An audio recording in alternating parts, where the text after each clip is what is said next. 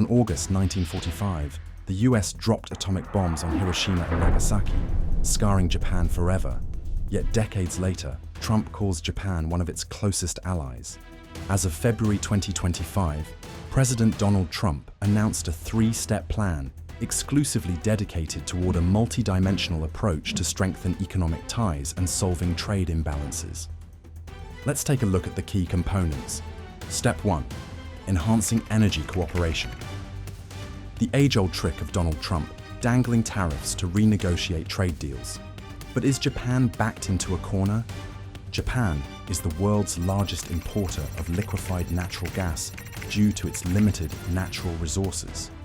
Post the Fukushima nuclear disaster in 2011, Japan reduced its dependence on nuclear energy and made liquefied natural gas a critical part of its energy mix.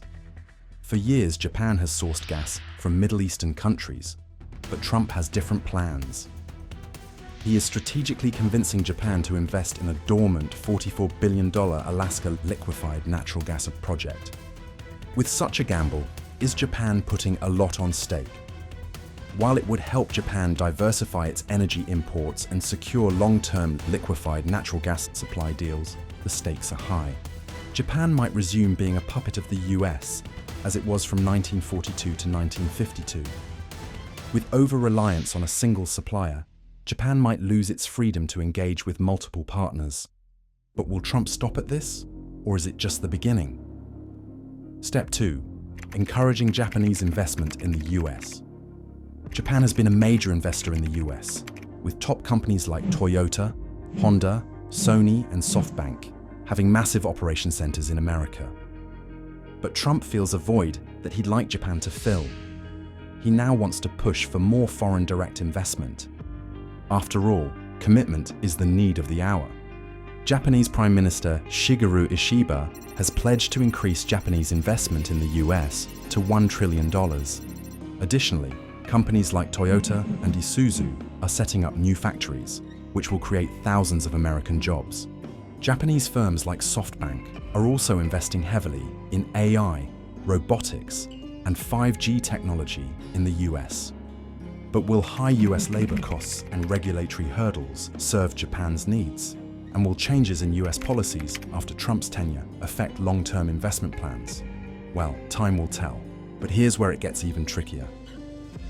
Step 3. Addressing trade imbalances through reciprocal tariffs.